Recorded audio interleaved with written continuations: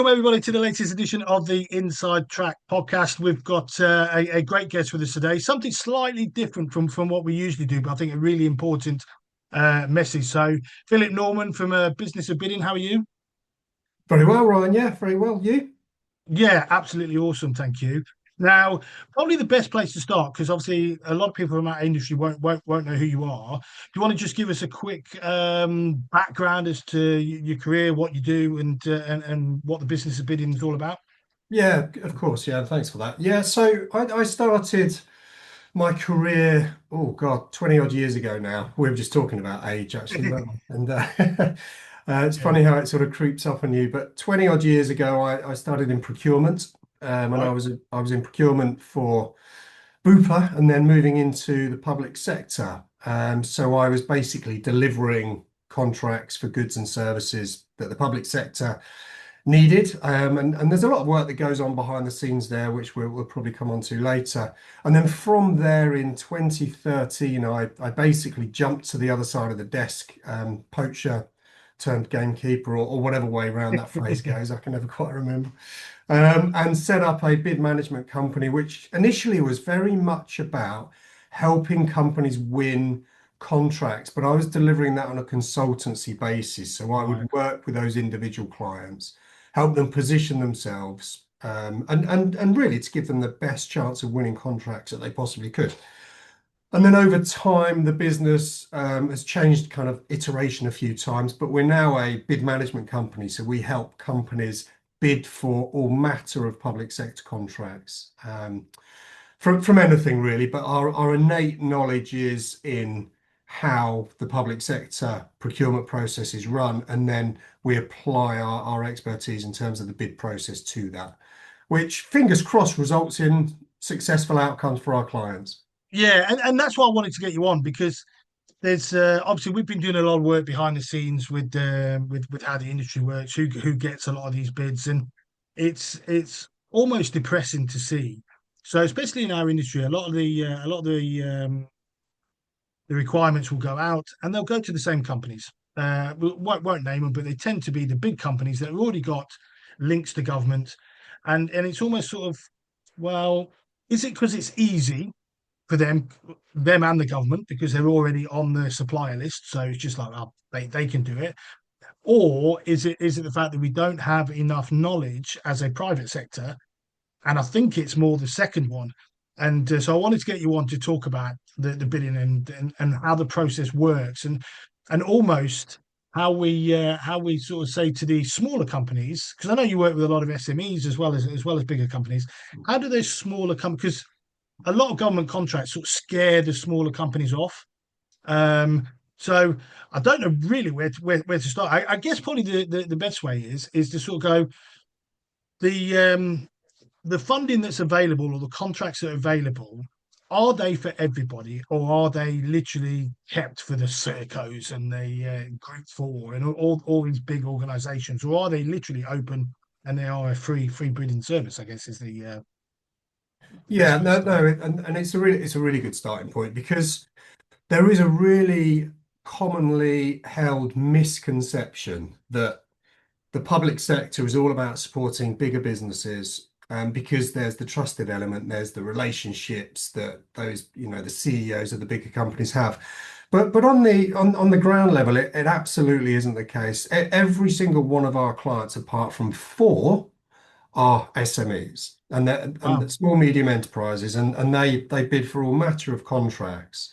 Um, but they initially thought we won't be able to win any of these, but just through a little bit of kind of nurturing, a little bit of strategizing, we've helped these clients win contract after contract. Not always successful, of course, but it's a Yeah, yeah. competitive environment. So the government in itself has targets. So they have targets that I think it's now 25, it's between 25 and 33% of all contracts should be awarded to SMEs. Wow. Okay. And that's number of contracts, not monetary value, that's number of contracts. So within your industry, there will be SME. I mean, we work with a couple of SMEs who bid within the fitness and kind of wellness industry, and they bid successfully. And it's about picking the battles. So Yeah. of course, if it's a 200 million pound contract, a company with 300,000 pound a year turnover isn't going to have much of a chance of winning it. Um, Absolutely. so there are, and within every contract notice, there is actually a box that each of the buyers would tick to say whether this is SME friendly or not. And I So can so that's a imagine as great well. starting. Yeah, I can imagine as well. A lot of these bigger contracts, they subcontracting that out as well. So, I guess you can almost go, okay, that might be a £2 million project.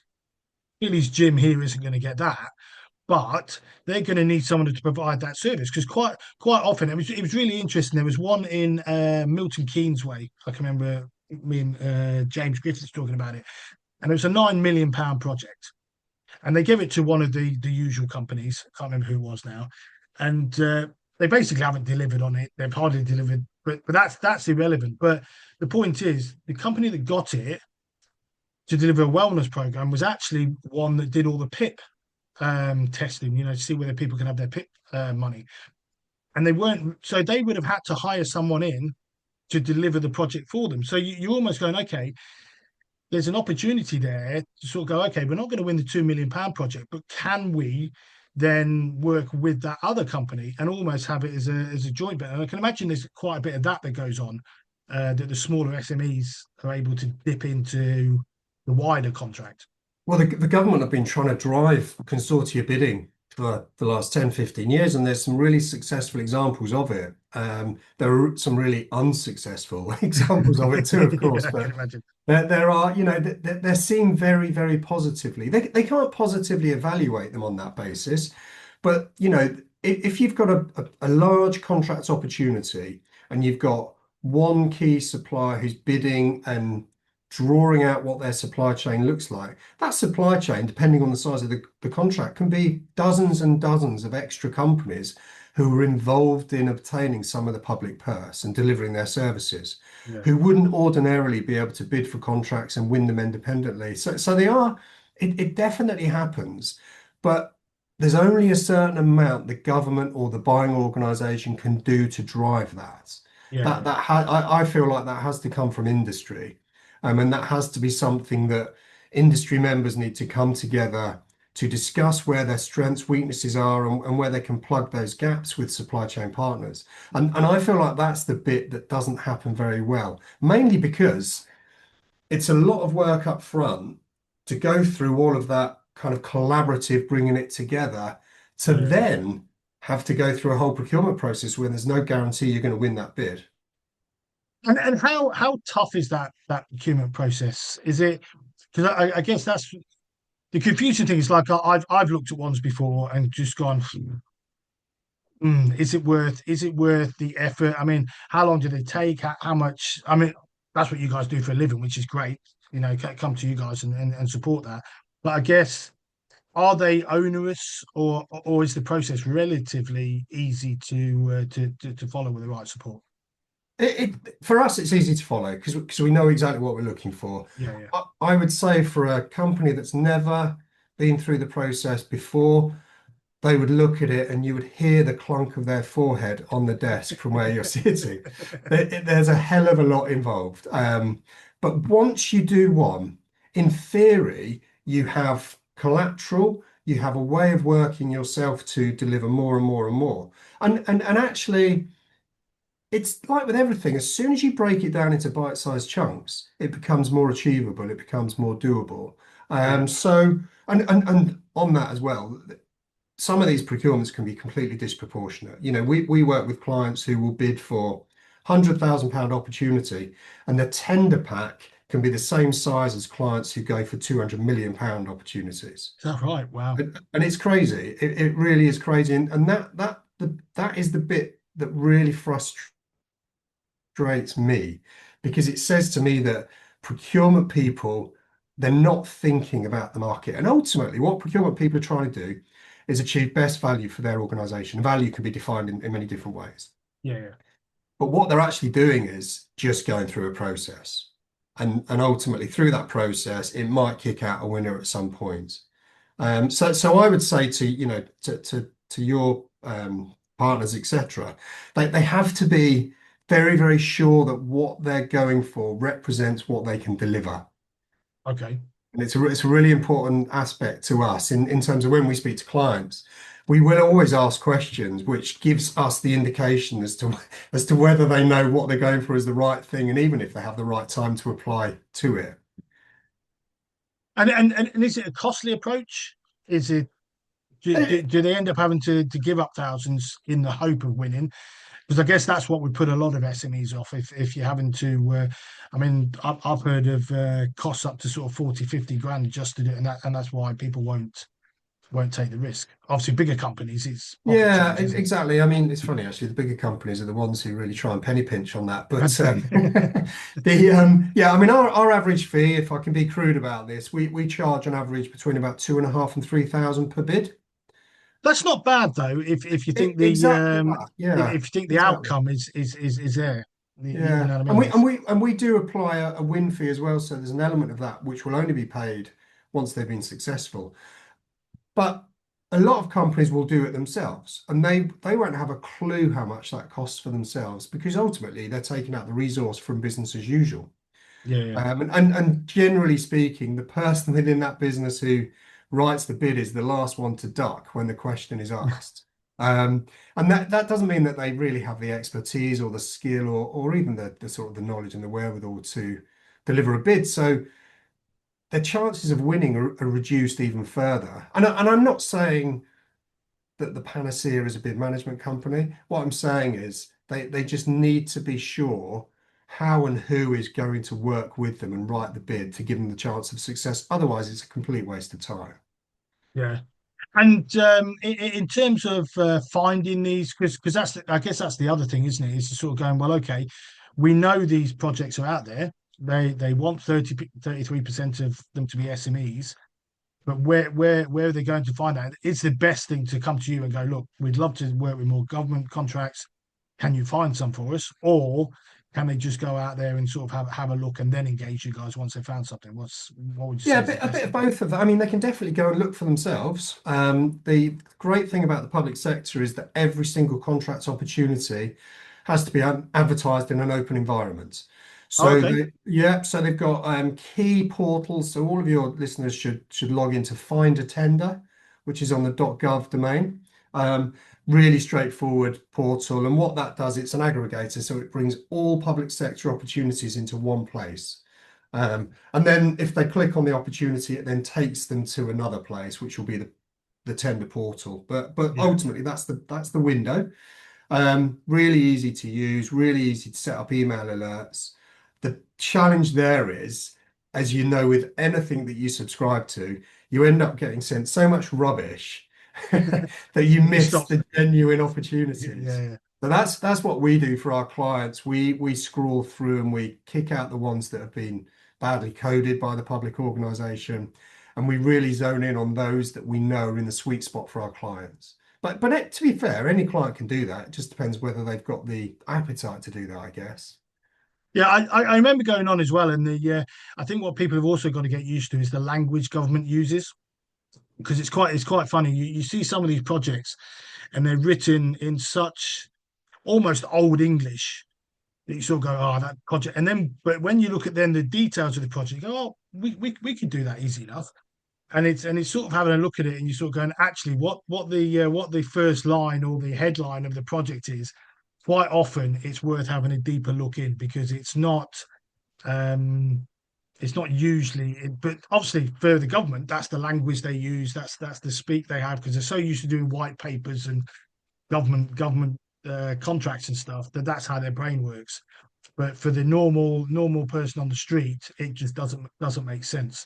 So it's always worth if it says wellness or fitness, go into the detail because quite often it doesn't relate to Yeah, that directly to the there's a couple of headlines. points on that. I used to work for the government in procurement, and in the end, I would probably spend more time writing a paper to go up through ministerial approval than I did on the procurement side of things. And that paper would go through 5 or 6 different people, and it's Wow. just utter semantics. So I think first and foremost, that's what we're up against with government bureaucracy.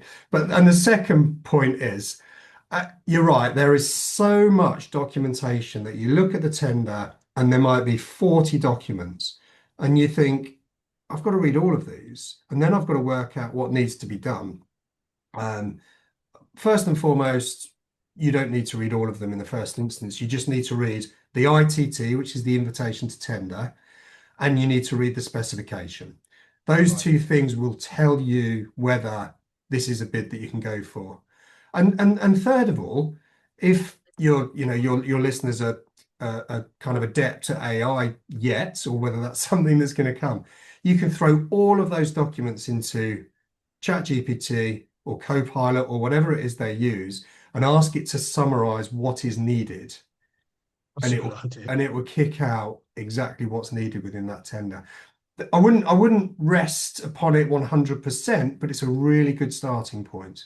Well, it's a good starting point to sort of go, well, actually, is it worth me putting the effort in now?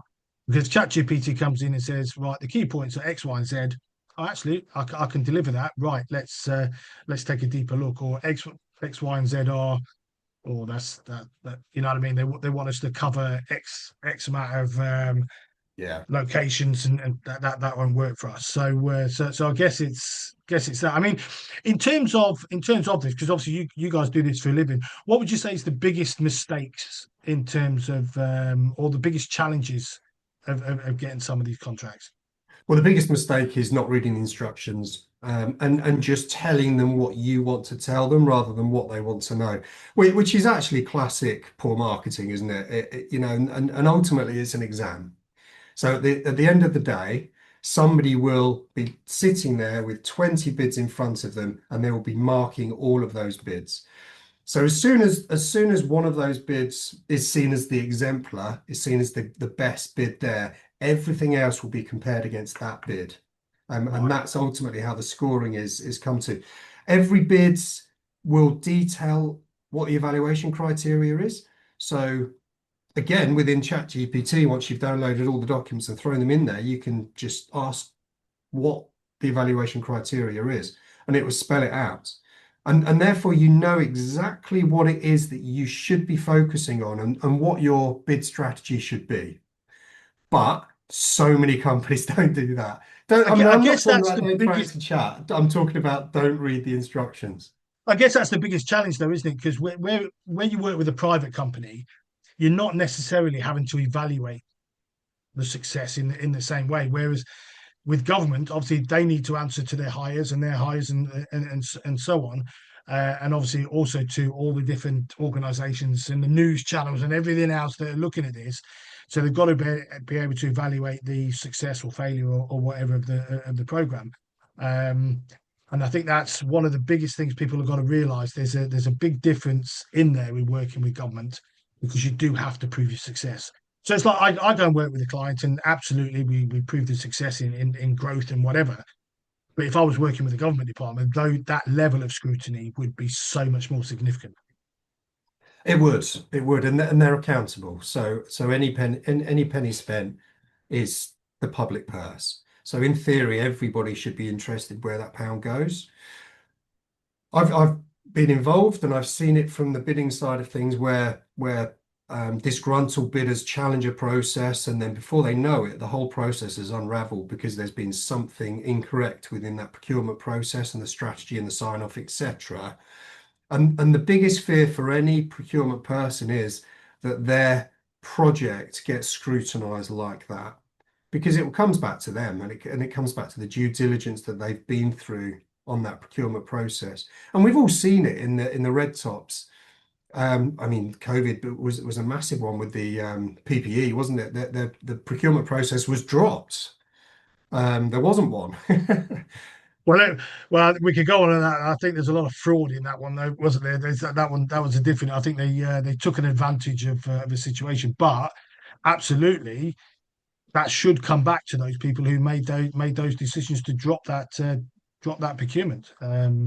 Yeah, I yeah. Well, mean, there was I no think no Michelle Moan's accountability. just been I told understand to why pay there was no 100 million. account, but there was no accountability, and there was no due diligence done. So they've kind of gone from this incredibly bureaucratic process that, dots every I, crosses every T, to actually, I know you can have this contract. Um, And that's a can of worms in itself. But I think that highlights that there is flexibility in the process, but there's not that much flexibility because every single procurement is governed by procurement law. Um, so therefore, every single buyer knows that they are going to be held accountable for whatever the decision is. And if that's in government and it's a high profile one, that will go through minister approval, that will go through um, the financial director within that organization's approval. So ultimately, these buyers aren't just sitting there in isolation making decisions. It Yeah. is a rounded, collaborative decision that has that approval. Wow. And is that the same for sort of local government contracts as well as it is for central government? Is the process pretty much the same? Yeah, very much. It's exactly the same. I mean, we used to be part of the EU, as you know, Yeah, yeah. and We'll we be were back there soon. and we were governed by the European Union's procurement process. It was one, and it opened up the open market, um, many years ago, so that French companies could bid for British work, British companies could bid for French work, and so on. Since we've come out of EU, that is obviously closed, and we've now got our own procurement legislation, procurement law, procurement rules, and there was a new Procurement Act established last year that reflected that. It's not a great deal different to what it was before, but there are definitely some quite distinct changes. But I don't think it changes anything for the bidder Right. Okay. because the bidder still has to go through that process. They still have to answer the question. They still have to understand what it is they're bidding for, and they still have to put their best foot forward. And in terms of timelines, I can imagine these differ depending on the size of the contract and so on. But how long should someone expect to sort of go, okay, I've seen it, I'm going to apply to ultimately getting a decision, I guess, whether that's Yeah. positive or So the negative. bid itself will be around about 4 weeks, maybe longer. Okay, that's not too bad. Yeah, and with Christmas coming up, we're seeing there 6 weeks because the buyers are being responsible and they're adding 2 weeks on to kind of cater for that period. And then comes the evaluation, and that really can take anywhere up to 6 months. It Wow. shouldn't do, but generally speaking, the evaluation process is probably longer than the bid process I can imagine though, if they're dealing with, I don't know, 20, itself. 30, and they're all 40, 50 pages long, if that's what they are, Hmm. I can imagine it takes some doing. It's not like a two-page CV where you chuck one side and one the other, is it? I guess it's a bit. No, no, it has to be fully documented, and as we were just talking about, it has to then go through the lines of sign off. And then at the end of it, there's what's called a 10-day period where they'll notify the market what their intended outcome is. And then there's 10 days that's kind of a cooling off period before they're allowed to award the contract. And Oh, really okay. what that was set up for was any disgruntled bidders, any challenges that want to be presented, that's the period to do so. But these days we don't really see the challenge because the procurement process is quite tight. It's I think become the quite. thing is as well, if you think about it, once a decision's been made, it's very difficult to change that mind. And ultimately, if you're making a complaint as such to say no, my bid's better, you're hardly building the rapport to then win that contract, aren't you? You know what I mean? If they made the decision, you almost got to say it's not like planning where you can go back with you've broken that law there. This law sits. It's unless you've got technical grounds like that, you just have to accept it, don't you? So I think so. However, when I talk about working in the government, I actually work for the Scottish government. And there was one or two companies up there who would be badgering the First Minister about procurement outcomes. Very loud, very vociferous. And I know that it got to a point where they were scared to not award these companies contracts. wow, I'm not going to say who it no, no, is no, or absolutely what not. those contracts are, but that is kind of the negative pressure changing the outcomes. Whereas there is a strongly held belief, and in some courts this is definitely the case, that if you challenge it, it kind of burns your bridges a little bit. But I think there's a balance to be found. Ultimately, every bidder needs to know why they haven't been successful. Yeah. So they need to get that feedback. And if that comes in a challenge, then you're actually challenging a process rather than post the award saying, thanks for the opportunity, thanks for the feedback. we'd love 30-minute chat with you just to understand a little bit more detail so that we can improve our bid process. And does it benefit you in the long term by applying for, and even if you don't get them, does it put you in a better position because you look more like a company that's willing to work with the government? Because I can imagine one-off bids are harder to secure than if you've made three or four in the past. People start getting used to your company, your brand. Because obviously the bigger companies, that's how they get their contracts. They've obviously got current contracts. They've got a history of success, or not when it comes to Group 4 sometimes. Um, Yeah. but or various others with post office contracts and stuff like that. But you've already got that name in there, haven't you? So I can imagine, does that help at all that you've almost sucked up three or four? We haven't been successful, but our name is effectively now on the bidding list as such. Does that make a difference? I Or think it does. And I think it's a credibility thing. So it goes back to the procurement person. They don't want to increase the risk of the contract falling down.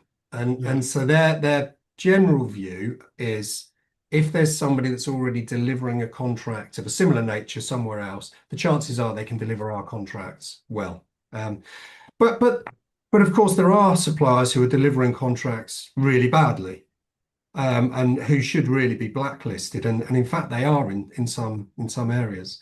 Um, I'm very much a believer in you bid to raise awareness of yeah, yourself, and even if you're unsuccessful, those contracts are generally only 3 or 4 years in duration. 3 or 4 years flies by. It gives them the opportunity to build that relationship. So even if they're unsuccessful, get in, get your feedback, don't challenge them, start to build the relationship with the buyer, and then leave that by saying, I'd love to contact you in 6 months. And then it moves on from there. And then before you know it, they're going back to market for the same product or service or whatever it is, but they know you, they know the bidder, they know that you're going to bid. They've hopefully gained some confidence in getting to know you. And I really am a big believer in that. When I was a buyer, in fact, my business partner, Carl Wellstead, who people would see on my website, he was actually selling into me when I was in procurement. right. Yeah, and we come at it from different angles. He was working for a big stationery company, the biggest in the UK and the world, actually, probably. I was buying uh, stationery for a kind of 30 million pound pan public sector contract, and Cole was the face of that company. And we just Yeah, built a relationship, so much so that we're still talking 15 years later, and we actually work together all the time. And we deliver it's crazy. training where he comes at it from the sales point of view, and I come at it from the procurement point of view. It's interesting that because quite often, like I don't deal with many government stuff. I've never worked in public leisure, and so all my contracts are private contracts, and government almost from our side of it seems that sort of untouchable unless you're one of the bigger organisations. But I guess it works like any other organisation. If you can build that rapport, you can build that relationship. Key is you need that first bid in essence potentially to create that contact point. Without that, it's not like a private organisation where you just contact the bidder on LinkedIn and or the buyer or whoever it is on LinkedIn and go, let's have a chat. So I guess it doesn't work that way. Whereas obviously you can do that on the private sector. So you've almost got to do the bid so you can find out who it is that you're talking to then build the relationship, isn't it? Yeah, it's true, and the incumbent provider, I think, is always in a strong position unless they've really ballsed it up. They're in a strong position because they're the ones who are delivering the specification. They know the market, and they're having the conversations with the buyer.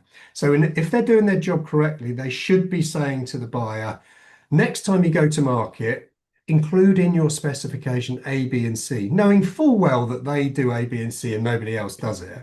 Yeah. And that is really where strategic selling into the public sector is hitting the mark. It amazes me that we speak to clients and or potential clients, and they come to us and say, we've got this bid, we've been delivering this contract for 10 years, and they've suddenly hit us with a tender. It amazes me that they don't know that. And they've only just Yeah. found that out. It says to me that their relationship is flawed and broken. And the chances of them winning are very, very slim. Well, the thing is, if you've got, especially some of these contracts are multi-million pound contracts, and you don't know that the tender's in 10 years, or you haven't spoken to them in I don't know months, you'd build that relationship and almost have a monthly meeting with them, wouldn't you, to go, right, how we doing, where we at, these are the numbers, just so, because they're your clients in the same way I do with my consultancy clients, same way you do with your big clients. You have regular contact with them. um, so it does seem crazy, but I get some of these guys, they're winning such big contracts in such big organizations, they almost assume that they're the next contract. It just rolls over, but it doesn't work like Yeah, that, I guess. I would say that's naivety, because if they're not speaking to that buyer, somebody is. Because that Yeah, yeah. buyer won't be able to have as much knowledge about the industry as anybody within the industry, because it's not their 24/7 job. And I guess that's where all this lobbying goes on, and why the bigger Mm. companies do tend to, because obviously they've got the money to lobby the MP, the various ministers and stuff. I mean, I don't agree with it. I think it's far too much like the American political system, but that's what's happened. That happens. That is what the big organisations do. That's why the drink and food organisations have got far more power than health and fitness. Mm. Whereas if you think the benefit to the country, surely we should have that more power because of what we can deliver. But the reality is those guys have got same as pharmaceuticals, and they've got so much power because of the money they spend on lobbying and everything else, and the ears they've got. So it does make life easier for them. Would you have any tips in terms of, because obviously a lot of the guys that are probably watching this and going, is it worth me going up? Is there something that would help an SME that you guys have found working with SMEs that allows put them in front of maybe the bigger organization, the corporate clients, or is it literally just a fair 50-50 bid? Yeah, I think going back to the very early point we made, it's about proportionality. So if we've got a £250,000 turnover a year company and they're looking to bid for a £10 million opportunity, the chances of them winning are slim. Yeah. So they need to understand, right, who would be bidding for that. And they would know, because they're in the same industry, of course, and you would know, Ryan, as well, I'm sure. But and then it's a question of thinking, right, well, how can we get a piece of this pie?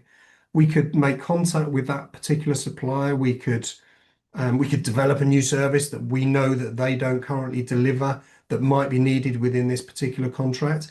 And it's about having those conversations. It's about the networking side of things. And all of that has to be done before the bid kicks off, because you've only got 4 weeks. And then Yeah, suddenly yeah, there's yeah. some quite detailed conversations needed within those 4 weeks. Not least terms and conditions between the partners and things.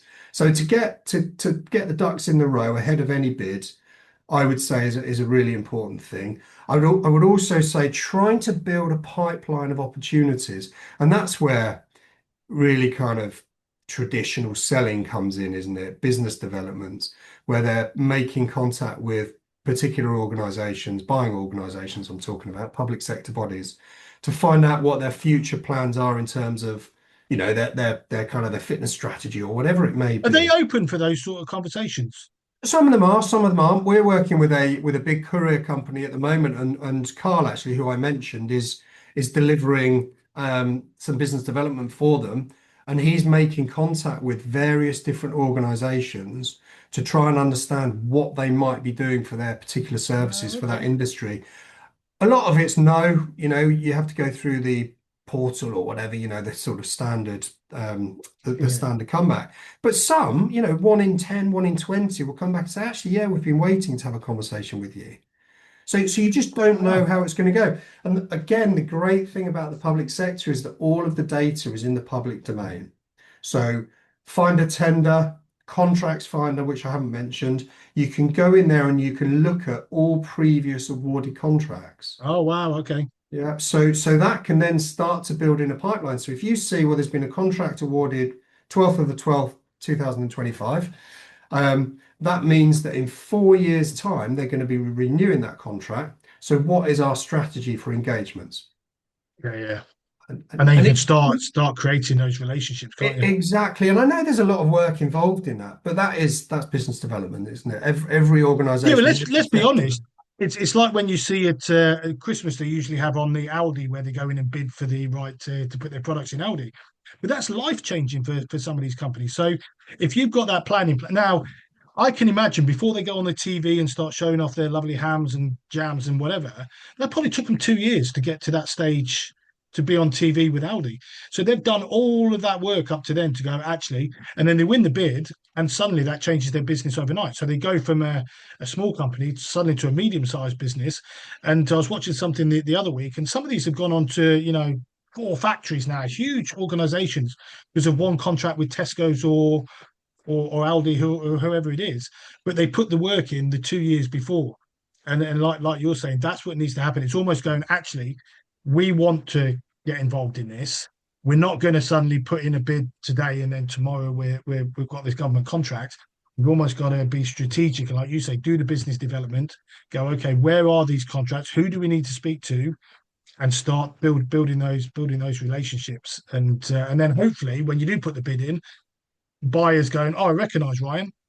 Absolutely, we've been talking. Now you're in a different position than being just I don't know, a random CV that's been dropped through the doors.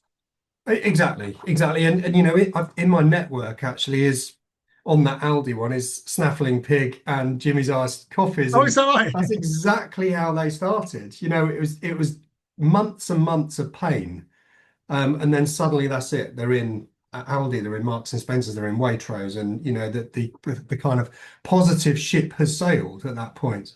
But it's the same with the public sector. I think some time ago, if I remember rightly, we issued an ebook, and I made a statement in that ebook that said something like, as a buyer, I never awarded a contract to somebody that I didn't know. And I think from memory that is probably true, albeit I was in my procurement days, I was delivering procurements that were very, very big in terms of Yeah, monetary value. So there was a large risk in just saying, actually, yeah, they're a little bit cheaper than everyone else. Let's go with them, because it can't happen like that. So I would be working with, going back to the stationery example, I was working with Carl, and we were making sure that him and his business were positioned to be able to bid for that correctly so that they put themselves in with a chance to win. It doesn't yeah, guarantee the win, but we can't allow them to put anything in that bid which might instantly pull them out. So it's the same with bidding on any contract. If you are bidding completely blindly, there is a strategy, and you still might win. Don't get me wrong. I'm not saying that's not the way to bid, but you've got to accept that there's a chance you won't win. And then if you don't win, what are you doing with that? How can yeah. you leverage that experience? And Do you and go that and would cry be over the spilled feedback. milk, And or do you carry on building that relationship and go, actually, we haven't won because they were better or they've got better yeah. relationships. Um, and I'll tell you the other thing that I found really interesting, because a lot of people mistake this. Obviously, you were dealing with £30 million projects and stuff like that, but a lot of the ones, especially in our industry, tend to be 50, 100 grand. They're not massive contracts. And the great thing about that is how I see it. I mean, you might see it differently, but the great thing I see it, the likes of Serco, these big organizations aren't really going to bother about a 50, 100 grand contract because it's just not worth it to them. By the time they put all their resources behind it and everything else, it's sort of going, actually, let's not bother. So there's probably more contracts out there for the smaller company than people, especially local authority ones that come out. They're not going to be a central government £1 billion build us an app for COVID. Do you know what I mean? Mm. It's a different thing altogether. So, I mean, do you find there are a lot more that size for the SMEs, or do they tend to be bigger? Yeah, I mean, as you say, within your industry, definitely, a kit out of a gym, an outdoor gym, an outdoor kind of playing gym environments. The budgets for those are obviously 50, 100, 150,000. And they know that those that are going to bring the best deal and the most creativity to it are the SMEs. They're not Yeah, you mentioned Serco, that they're not these big kind of I don't know even what you call those big sort of facilities They're big integrators or sort of something. faceless Yeah, companies, aren't they? exactly. They're not those companies who it's just a one of many bids. Let's get the price and see where that lands. They're looking for experts. Local councils often look for experts within their local geographical area as well. Okay. So again, for you, for anybody who's thinking where to start, for me, that's a really good starting point, as close to home as possible. Because there's this bit about social value now, which you may have heard of, where you need to deliver a little bit over and above just the commercial offering and what can you do for the Yeah, local community and I, things. I did a deep dive into the maths on social value, and I think they need to find a different approach because you look at some of the values that come out, and I'm just like, I know HMLC like and all, it gives them a value as to what that's potentially worth and so on. But it's so what's the best word for it? A lot of the data is almost made up in the sense of we'll have less people with hip replacements and have left it. Okay, you can sort of do that based on what we've got, but then some of them it's how that person feels and how that and you're like, I'm not sure you can put a value on how somebody feels at the end of something. But there you go. Yeah, I I'm love not the clever enough to sentiment. create another one. That's the No, problem. I love the sentiment of social value. I think that's absolutely the right thing to do. It's mandatory now that every single contract award has 10% associated to social value. Is that right? Wow. Yeah, however, what that has created is exactly what you've described, Brian, is pie in the sky. You know, there's figures being thrown around, there's outcomes being thrown around that are one, I would say unachievable, and two, if they're not unachievable, there's no way they can be tracked. Yeah. So really, it drives everybody to be very, very, very creative. But I guess, you know, there's that phrase, and they shoot for the stars, and you might reach the moon. You know, I guess if you are doing that, then there is some It'd just social be a value nice being way to delivered. actually say this Yeah, is yeah, and yeah, the point, like I say, there's too many subjective things in social value to sort of go, actually, I don't believe the data. Whereas if it was actual data, you can sort of go, actually, I believe that. So even if it was a less amount, you could sort of go, but like you say, I mean, I saw one project and there had 3,000 people on it and it was creating something like 40 billion in social value. And you're like, no, no, it's just that's just not it just can't be. But like you say, if it gives a value and it allows them to go to the public and say we're spending 10 million on this, this is the value it gives us back to society and everything else, then I'm all for it. If it means we get more facilities, more yeah, services, yeah. then happy days. It'd just be nice to have something actually you could believe when you read the number. Yeah, That's yeah. that, And that that's your industry, you would like to think that that 10% would be more than 10% actually, because there is so much social value that you can deliver, you know, just through business as usual, really.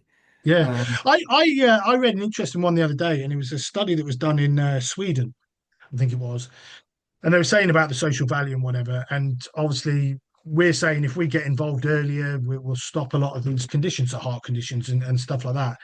And they did this 10-year study, and what I can't remember what the study was, which is really bad of me. But they actually found it didn't actually save the health service any money because all it did was drag the interventions 10 years later. So those that would probably have hip replacements at 60 had them at 70. So the actual cost was still there. It hmm, just happened a bit later on in life. And it's stuff like that that's quite interesting because obviously if you can understand that and go, actually, we can help the NHS, we can support that, but you need to understand the cost will probably still be the same. And maybe that's what government know. Maybe government have seen all those and actually go, we're not going to give you millions to support us because in the end of the day, we're still going to have to spend that money just at a later date. So you're not actually benefiting the NHS. You're just pushing it later, and we're dealing with older people with more complications. Um, and that comes down to the reportability of all of it. You know, who's actually ensuring that all of these promises are being delivered, how are they being delivered, really what is the outcome, and not just for social value, for any single proposal. Social value is actually anything over and above the delivery of the contract itself. So an example might be, in fact, one that I've worked on in the past was we were working with a water company, And one of their social value recommendations were that they would go and clean the local canal, sort of once a month or whatever. And they knew that they could do that because they were already doing it, and they were just going to extend the bit of the canal that they were cleaning. And that is very, very difficult to quantify, apart from saying Yeah, it was filthy, it's now clean. Whereas there are others that, if it comes down to the number of apprentices you're going to employ as a result of the contract, the new opportunities that are going to be created as a result of the contract, they are tangible yeah. benefits that if they're saying, oh, we're going to take on 10 apprentices, then in a year's time, the buyer should be going back to them and saying, right, we're looking for the evidence now. Yeah, why have you only got two? Yeah, why have you not got any? Why have you why have you automated it and made people redundant? Yeah, well, that's probably the way in some of them. The other thing I wanted to just do, because one of the big questions in our industry is a lot of government contracts will go to themselves in essence. So things like the leisure centres, what they do, and I always find this difficult because what they'll do is go, instead of having an integrated health program in their area, they'll go build another £40 million leisure centre. You're sort of going, but that doesn't really solve it. All you do now is competing with the other gyms. But I guess what the challenge is when these things come out, how nepotistic is probably the right word, is that in the fact that how fair is that bidding process if the council have already got a department that does that?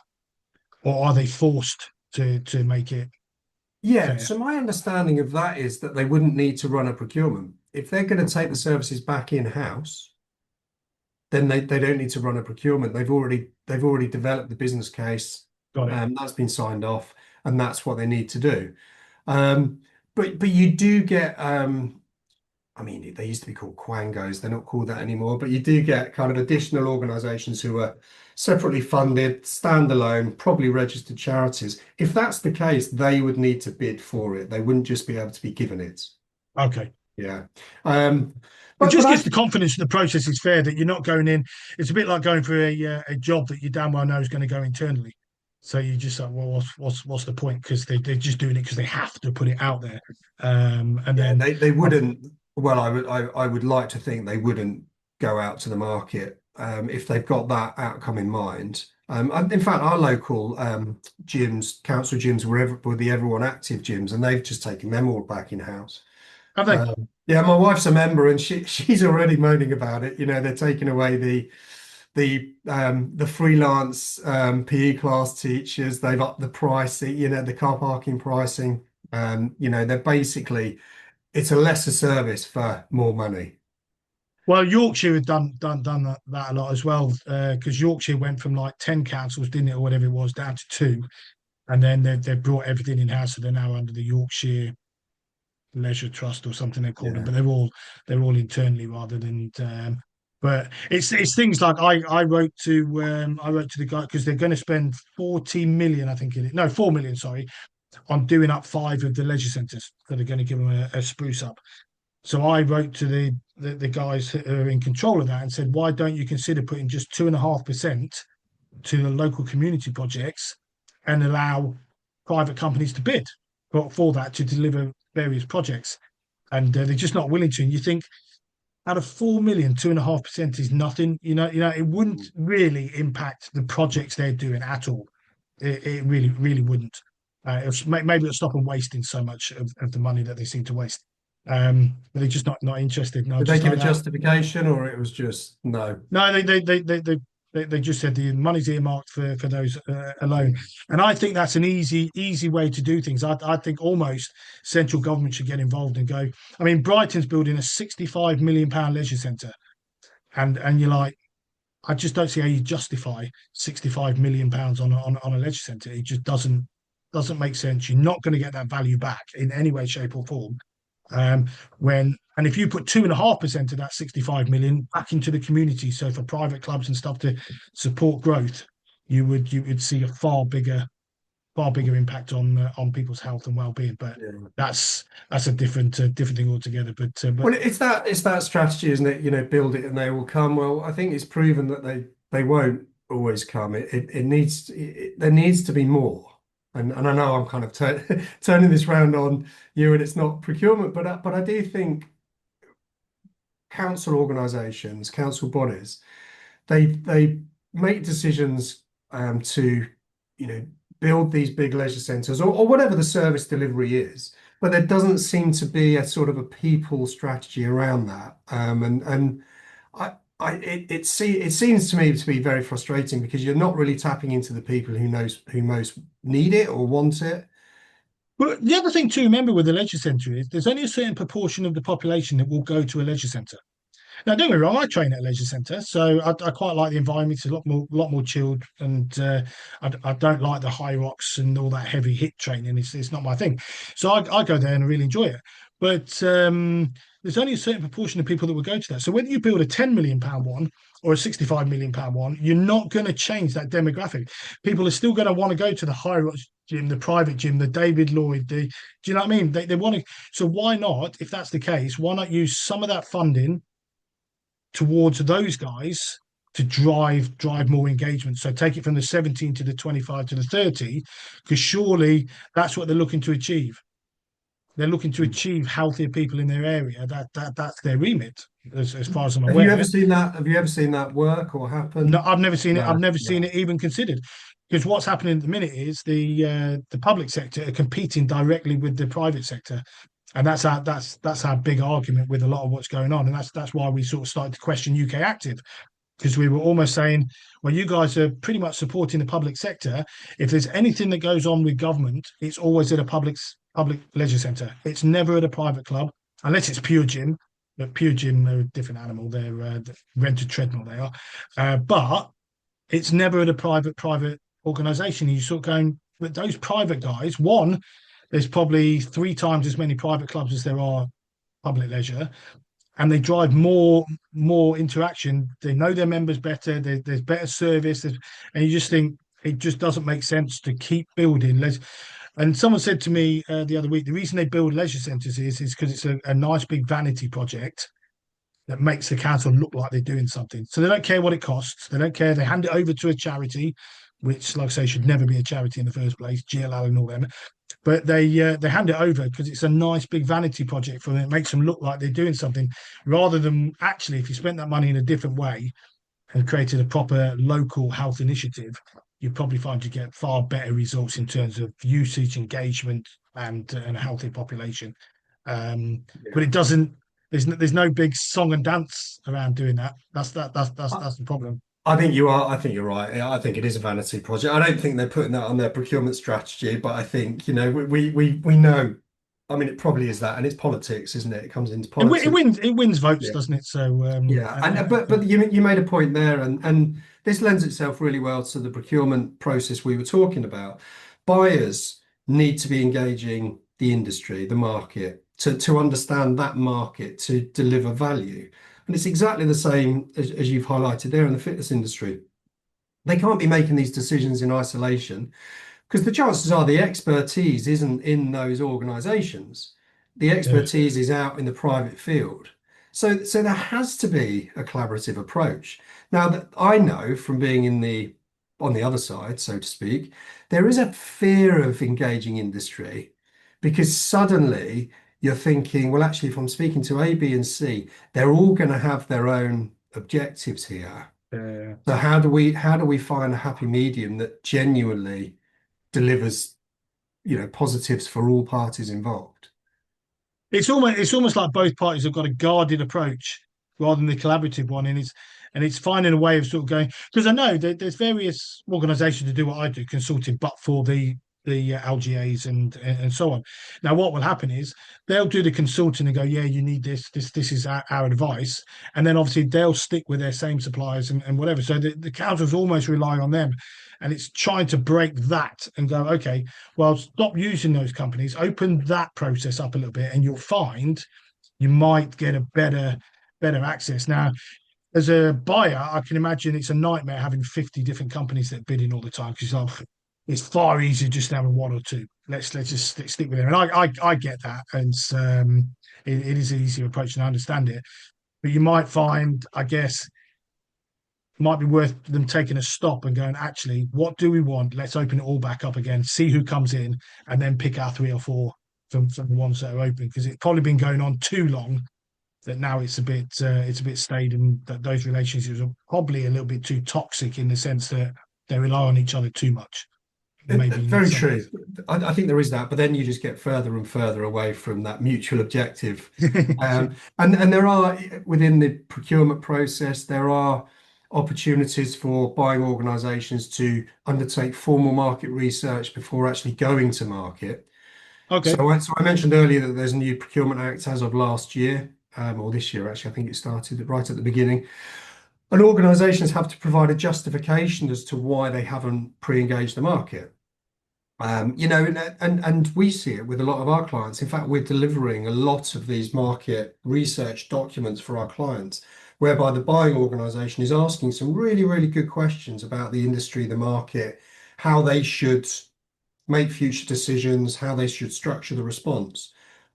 It strikes me from what you've been saying, and you're the expert in your industry, of course, that just isn't happening within your industry. There isn't a real intention to deliver that procurement or that outcome that kind of ticks both boxes for both parties.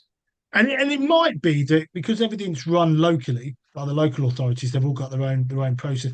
I mean, you tend to find Alliance Leisure run a lot of it, and even a lot of the procurement. So if you want to procure to a lot of the leisure trusts and so on, you almost have to be on Alliance Leisure's procurement database. Mm. And you're sort of going, well, they're a private organisation. Why are they holding the procurement database? Surely it should be the LGA that hold that as an overriding body, and go, actually, we hold that rather than them. But it's an interesting one. It's probably a good place to end it, because I know we've had you on for over now, so it's probably time to cut it there. But I think it's a really interesting side of it, and what I wanted to do was sort of go give SMEs the confidence to go, actually, these aren't just for the big organizations. It is for everybody to be able to. Yes, there's a bit of work involved, and you have to accept that there's a bit of work involved with any procurement process. Um, but I'd like to think that the guys that we work with, the smaller clubs, the medium-sized clubs, sort of go, actually, there are government contracts out there that could take your business from there to there, if you're willing to put the effort in, and obviously speak to you guys, but put the effort in to go for those contracts. And as daft as it sounds, you could even have a group of clubs come together to go for that bid, like you were saying earlier. You have a conglomerate of clubs that make the bid for that area, and I think that's a real good opportunity for our industry to start working together. Yeah, me too. Me too. I think it's change is the key here. A change in the process, a change in the mindset. And we see it in a lot of industries where bidders think that sector's not for us. That's a kind of a dead rubber. Somebody's got it already. We see it often that isn't the case at all. Individual buyers change. You get new Also, buyers in who have different ideas. So I would rule everything in until you have to rule it out for commercial reasons. And I would be more than happy to chat to anybody about any kind of strategy. I quite like those conversations, to be honest. yeah, I can imagine you do. And Yeah. I wouldn't, obviously I wouldn't charge for those. They'd just be friendly conversations. Awesome. Well, we'll leave it there. If anybody does want to get in touch with Philip, he's on he's on LinkedIn. All his details will be at the front of the end of the podcast as well. It's well worth a chat if you're thinking of trying to get into that area and start to look at government contracts. I think it's well worth individual clubs doing it. So give Philip a shout, and or look his company up, Business of Bidding. His logo's on the bottom of the screen there as well, so you can't miss it. So thanks ever so much for your time. I've really enjoyed that. And if anybody's got any questions, give me a shout. Yeah, thanks very much, Ryan.